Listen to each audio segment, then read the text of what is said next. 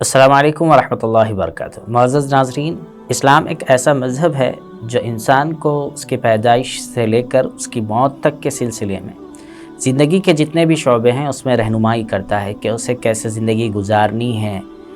کمانا کیسے ہے، رہنا کیسے ہے، تعلقات کو کیسے نبھانا ہے، بیمار ہو جائیں تو کیسے رہنا ہے، خوشی کے حالات ہوں تو خوشی کا اظہار کیسے ہونا چاہیے، غمی کے حالات ہوں تو غم میں کیسے زندگی گزارنی چاہیے، صبر کیسے کرنا چاہیے، شکر کیسے کرنا چاہیے، یہ تمام تر تعلیمات اسلام کے اندر موجود ہیں۔ اسی کا ایک حصہ ہے کہ ایک بندہ جب کسی کے یہاں ملازم ہوتا ہے، حلال روزی کی تلاش میں ہوتا ہے، تو اس کو اور اس کے پاس جو شخص کام کر رہا ہے اور جو شخص کام لینے والا ہے، دونوں کو کیسے ایک دوسرے کے ساتھ میں رہنا چاہیے، اخلاق کیسے نبھانا چاہیے، اس سلسلے میں اسلام کیا کہتا ہے، آج ہم اس کو جانتے ہیں۔ سب سے پہلے ہمیں بات جان لینی چاہیے کہ اسلام ہی ایک واحد مذہب ہے جس نے حلال روزی کے سلسلے میں ترغیب دلائی ہے، متوجہ کیا ہے کہ بھئی بندے کو شریعت کے دائرے میں رہتے ہوئے کام کرنا چاہیے، محنت کرنی چاہیے، اور اس محنت کے نتیجے میں جو حلال آمدنی ہو اس کو اپنی ذات پر، اپنے خاندان پر اور اللہ کے راستے میں اور ضرورت مندوں کے لیے خرچ کرنا چاہیے۔ اس لیے اسلام یہ کہتا ہے کہ شریعت کے دائرے میں رہتے ہوئے آدمی چاہے اس کی محنت فزیکل ہو یا چاہے اس کی محنت جو ہے دماغی ہو، دونوں اعتبار سے اس کو شرعی اصولوں کا لحاظ رکھنا ضروری ہے۔ اس لیے اسلام نے محنت کے سلسلے میں بہت زیادہ توجہ دلائی ہے اور حلال کمائی کے سلسلے میں بہت زیادہ ترغیب دلائی ہے۔ آپ کو سن کر حیرت ہوگی کہ قرآن پاک میں انبیاء علیہ السلام کے جو واقعات نقل کیے گئے ہیں اس میں بھی انبیاء علیہ السلام نے اپنی روزی روٹی کے لیے کیا کیا محنتیں کی ہیں، کیا کیا کوششیں کی ہیں، اس کو بھی ذکر کیا گیا ہے۔ اللہ تعالیٰ نے سورہ قصص کے اندر آیت نمبر 27 میں اس بات کا تذکرہ کیا کہ حضرت موسیٰ علیہ السلام جب ہجرت کر کر حضرت شعیب علیہ السلام کے علاقے میں پہنچے تھے تو وہاں پر انہوں نے اپنے کام کے سلسلے میں بات رکھی تھی کہ میں یہ کام کروں گا اور مجھے اس کام کے بدلے میں یہ اجرت دی جائے گی، یا جو بھی ان کے درمیان میں ڈیلنگ ہوئی تھی۔ اسی لیے ایک حدیث میں نبی رحمت صلی اللہ علیہ وسلم نے صحابہ کرام رضوان اللہ تعالی علیہم اجمعین سے یہ بات ذکر کی تھی کہ جو بھی بندہ محنت کرتا ہے اس کی محنت کو اللہ تعالیٰ پسند فرماتے ہیں حلال روزی کے لیے، اور اس کے ساتھ آپ صلی اللہ علیہ وسلم نے یہ بھی بات فرمائی کہ انبیاء علیہ السلام نے بھی اپنی روزی روٹی کے لیے بکریاں چرائی ہیں۔ تو اس پر صحابی نے عرض کیا کہ یا رسول اللہ صلی اللہ علیہ وسلم، کیا آپ نے بھی چرائی ہیں؟ آپ صلی اللہ علیہ وسلم نے فرمایا کہ ہاں، چند قیرات کے بدلے میں نے بھی بکریاں چرائی ہیں۔ اس سے بات معلوم ہوتی ہے کہ حلال روزی کے سلسلے میں انبیاء علیہ السلام نے یہ نہیں دیکھا اسٹیٹس کہ کون سا کام سب سے اچھا ہے، کون سا کام یہ ہے۔ اس وقت کے لحاظ سے جو ضرورت پوری کرنے کی جو چیز ہوا کرتی تھی اس کو وہ لوگ اختیار کرتے تھے۔ اسی طرح اسلام نے حلال روزی کے سلسلے میں بڑی اہمیت دلائی ہے۔ آپ دیکھیں گے کہ آپ صلی اللہ علیہ وسلم نے حدیث مبارکہ کے اندر یہ بات ارشاد فرمائی کہ جو بندہ کسی پیشے سے وابستہ ہو، صنعت و حرفت، یعنی وہ انجینئر ہے یا وہ کوئی دوسرا ٹیکنیشین ہے،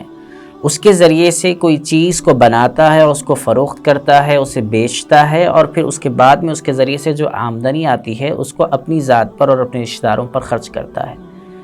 تو اس سے جو فائدہ ہوتا ہے وہ جو کام کرتا ہے اس پر اللہ تعالیٰ اس سے راضی ہوتے ہیں۔ ایک دوسری حدیث میں حضور صلی اللہ علیہ وسلم نے جو بخاری شریف کی ہے،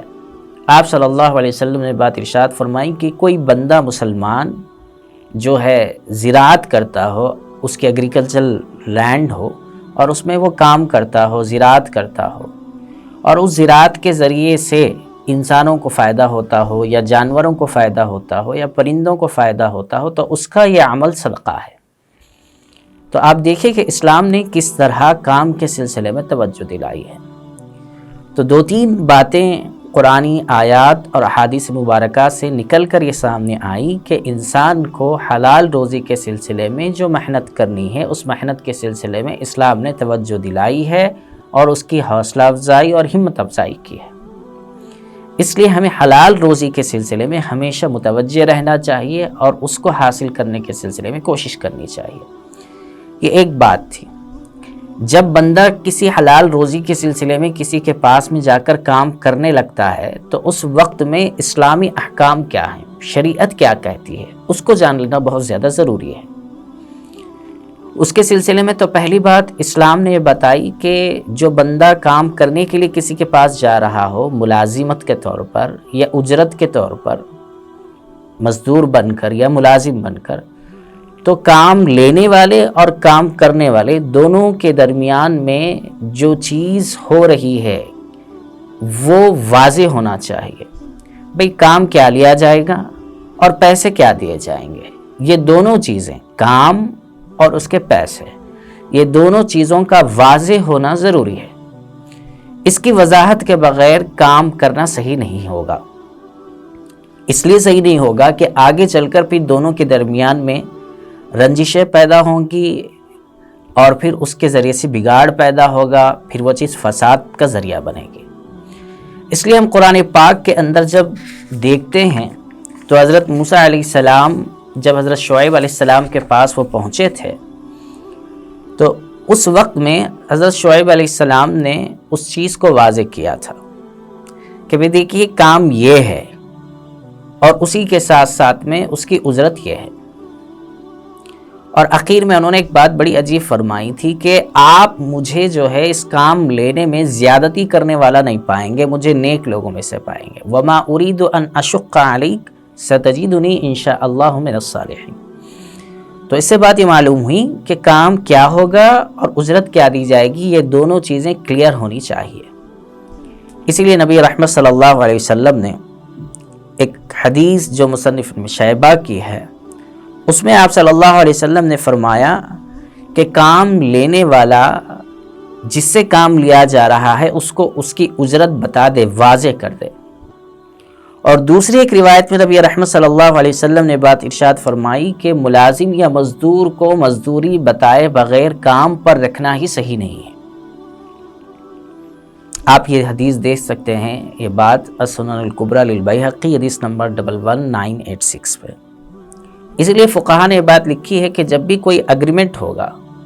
کسی بھی کام کا تو وہ اگریمنٹ واضح ہونا چاہیے، اس میں کام کیا لیا جا رہا ہے اور پیسے کیا دے جا رہے ہیں، اس کی وضاحت ہونی ضروری ہے۔ اس کے بغیر کام کرنے سے کام صحیح طور پر نہیں ہوگا، آگے چل کر بہت سارے مسائل پیدا ہوں گے۔ تھوڑا سا ان باتوں کو ذہن میں رکھ کر آج ہم اپنے معاشرے کے اوپر نظر ڈالیں تو بہت ساری جگہوں پر ایسا ہوتا ہے کہ کام لینے والا بندہ جو ہے تنخواہ واضح نہیں کرتا یا پھر کام واضح نہیں کرتا، اور کام کرنے والے بندے کو بھی ان چیزوں کی طرف نظر کرنے کی ضرورت ہے، وہ بھی ان چیزوں کی رعایت نہیں کرتا۔ وہ نہ کرنے کی وجہ سے بہت ساری مرتبہ بہت سارے مسائل کھڑے ہو جاتے ہیں۔ مثال کے طور پر آپ نے ایک بندے کو کام کے لیے لایا، الیکٹریشین کے لیے، الیکٹریشین تھا، اور اس سے کہا کہ بھئی یہ کام کرنا ہے گھر کا۔ تو کام کرنے والے بندے نے، الیکٹریشین نے، جو اس وقت میں کام تھا وہ کام کر دیا، کچھ چیزیں چھوڑ دی۔ اب اس کے بعد میں جب پیمنٹ کا مسئلہ آیا تو گھر کے بندے نے، مالک نے یہ کہا کہ بھئی آپ نے یہ کام پورا نہیں کیا، ہم آپ کو پیمنٹ پوری نہیں دیں گے۔ تو الیکٹریشین یہ کہتا ہے کہ کام تو پورا ہو گیا، مالک مکان کہتا ہے کہ کام پورا نہیں ہوا۔ تو اب یہاں پر یہ جو مسئلہ پیدا ہو رہا ہے وہ کیوں؟ اصل میں الیکٹریشین کا کہنا یہ ہے کہ جب کوئی کام گھر کو لیا جاتا ہے کام کے لیے تو اس میں جو جو کام کرنے ہوتے ہیں وہ کام بازار کے اندر معروف طریقے پر جو کام کرنے ہوتے ہیں میں نے وہ کام کر دیے۔ مالک مکان یہ کہتا ہے کہ نہیں، اس کے اندر فلاں جگہ بھی کوئی چیز چھوٹ گئی ہے، فلاں جگہ بھی کوئی چیز چھوٹ گئی ہے، اس کو بھی آپ کو پورا کرنا ہوگا۔ تو یہ دونوں کی مس انڈرسٹینڈنگ ہونے کی وجہ سے یہ چیز پیدا ہوئی۔ اس لیے شریعت یہ بات کہتی ہے کہ اس سے پہلے آپ دونوں لکھ لیا کرو یا کم از کم واضح انداز میں بول دیا کرو کہ کام یہ ہے، چھوٹے سے چھوٹا کام ہو، بڑے سے بڑا کام ہو، اس کی وضاحت ہونی چاہیے۔ اور کام کرنے والے بندے کو بھی بولنا چاہیے کہ بھئی یہ کام جو آپ لے رہے ہیں اس کے یہ پیسے ہوں گے، اس کو اتنا دینا ہوگا۔ اس لیے ہمیں اس بات کا خاص خیال رکھنا ضروری ہے کہ ہم جو بھی کام کرنے جا رہے ہوں اس میں ان چیزوں کی وضاحت کے ساتھ میں کام ہوگا تو انشاءاللہ اس میں کوئی نزاع یا کوئی مسائل پیدا نہیں ہوں گے، اور اسلام چاہتا ہی یہ ہے کہ ہر کام وضاحت کے ساتھ میں ہوں اور ایسا کوئی مسئلہ پیدا نہ ہو جائے جس کی وجہ سے لڑائی کا وہ ذریعہ بنے۔ اللہ تعالیٰ سے دعا ہے کہ ہمیں کہنے اور سننے سے زیادہ عمل کی توفیق عطا فرمائے۔